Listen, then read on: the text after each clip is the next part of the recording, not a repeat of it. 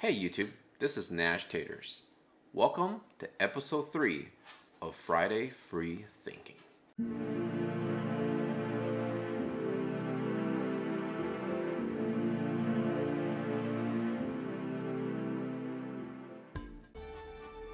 In this episode of Friday Free Thinking, I want to discuss the history of Gatcha games and the longevity of War of Divisions. Now let's begin with the history of Gatcha games. In the early 2010s, Gatcha game began to take shape in the video game world in Japan. The wildly popular gachapon machines inspired companies to start thinking about implementing the concept into their video games.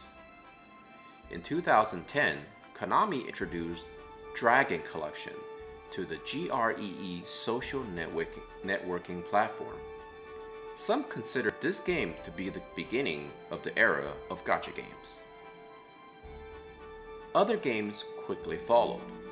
Big titles such as Puzzle and Dragons in 2012, Summoner's War in 2014, and Grand Fate Order in 2015. Now, let's talk about the different types of gachas, because there are actually apparently a bunch of them.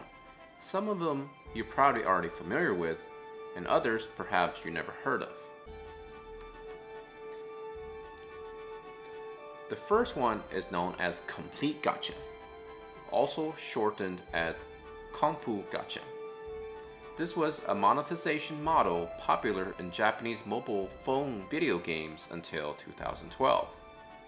It was found to be illegal by Japan's Consumer Affairs Agency.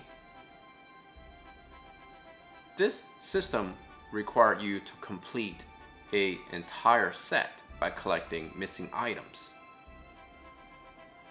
Obviously, it's no longer employed. The next one is Box Gacha. This one consists of a virtual box of set items with known possibilities. It grew popularity around the time that Complete Gacha controversy was becoming publicized. As items are pulled from the box, the likelihood of receiving the desired item increases since there are fewer items in the box. This system is actually used in Exos Heroes. Redraw Gacha allows the player to re-roll. Many of you guys know the term re-rolling. And one of the most recent games that featured this system is Sino Alice.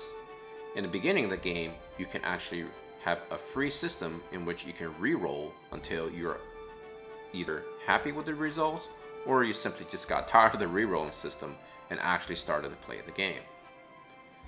Consecutive Gacha improves the chance of receiving rare rewards when the player spins in bulk. This system is implemented in the 7 Deadly Sins. A single summon costs 3 gems in that game, but if you spend 30 gems, you get 11 summons. Step Up Gacha is what we War of Division players are used to.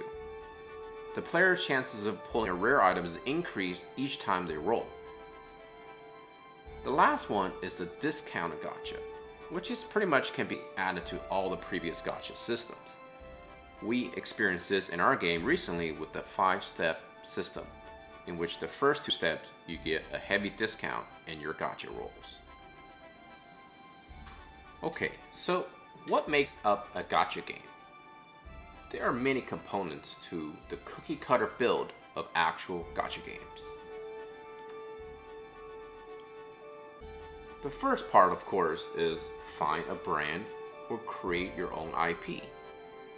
Add elements to the characters that either you created or are on loans, such as Disney characters, Transformers, or Lego. Add a summon system using one or multiple gacha parts. Add other elements such as raid, PvP, an endless dungeon or endless towers.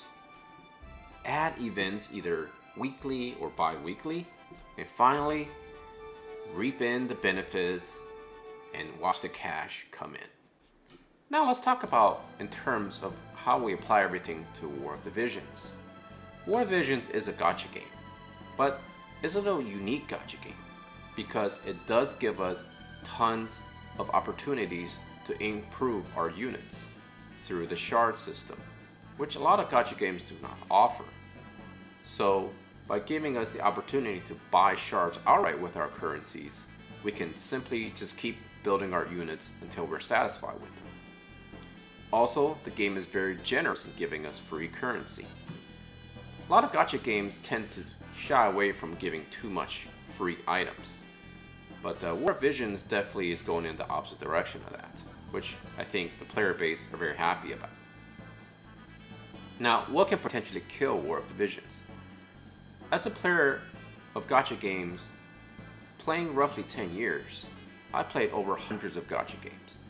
And although this is an individual experience, I feel like I could apply this to the general broad player base. And that is time allocated to the game and having too much content. Now, the average gamer age is roughly 28 to 35, which just happens to be the age where people are either working or perhaps starting to work. Now, I understand people can have their own business, perhaps work at home, especially given this pandemic era, and maybe they can actually play games on the side while working. But I think for the most part, people probably will allocate roughly 1 to 3 hours a day playing video games. So when a company releases too much content at once, it can be very overwhelming, perhaps forcing players to choose which content they want to actually spend time on. And that was the big killer for me for most of the games that I quit playing. So I hope that we keep up this nice pace that the two companies are giving us content, roughly once every month or roughly once every 2 months. Personally, I don't consider releasing a unit to be content because it doesn't quite affect the game as perhaps something like a tower would. Because we have the option to simply pass, and that is why to summon or save is such a popular topic for War of the Visions. But when the new content such as Raid or the Tower comes out, people seem to be very occupied with those content. Now let's talk about quality of life. I think this subject alone can occupy an entire 30-minute video. I just give you maybe a couple of things that I personally would like to see in this game. Now the first thing is, as you can see, I'm farming the pot dungeon. And that's something I feel like we can actually get a little bit extra boost in. Now we currently can run these dungeons on auto, but giving us perhaps dungeon skip tickets would be a really good idea. I think we don't need skip tickets for events because, as I mentioned before, giving us brand new content is important, and players should have the urge to want to enjoy those content. They limit these dungeons to 3 times a day. Some of these other ones where we have to farm L crysts are not limited. I think giving us skip tickets for those will save us a lot of time and a lot of headaches. Again, supporting the idea that perhaps most players only have roughly 1 to 3 hours of gameplay. Another thing I think they should do, perhaps, is give us the books. The secret book reward quest. I think they should just go ahead and transfer that into our day/training dungeon. The last quality of life improvement I feel like they should do, and perhaps it's more of a pet peeve or maybe more of an annoyance for me, is that when we're playing multi-mode, after each map that we finish or a quest that we finish, they always ask us if we want to invite other players to join our friend list. Now, I understand the first time when you encounter a brand new person that you're playing with, yes, they should pop that menu up. But if you're going to continue to play with that player for the next, say, half an hour to an hour, they should give us the option to simply avoid that or bypass that menu altogether. Now for my final thought. I know in Japan, they're working all the time on improving this game. In the future, we're going to get the ability to turn off the abilities during auto mode. We're going to be getting the stacking when we're equipping our equipment. We're going to be getting the ability to spend our arena medals, our friendship medals, and our guild medals to buy shards of older units. we're going to be getting the ability to designate how many times we want to farm using auto mode. So these are all exciting quality of life changes they're going to bring to this game. I think Square and Gumi are very good at paying attention to the details of this game, and hopefully they have learned and done their research on all the mistakes that other companies have made when those other companies had games that are being shut down. I think the history of Gacha game isn't very long, but it does tell us there are certain things that should be done and certain things that should be avoided. Many people view Gacha as gambling, and I don't disagree. But as always, as a human being, our greatest asset is we have the ability to choose. That's all the time I have for this video. I want to thank you for watching, and I'm hoping that you're enjoying this series. There's going to be a lot more topics that I want to discuss going into the future.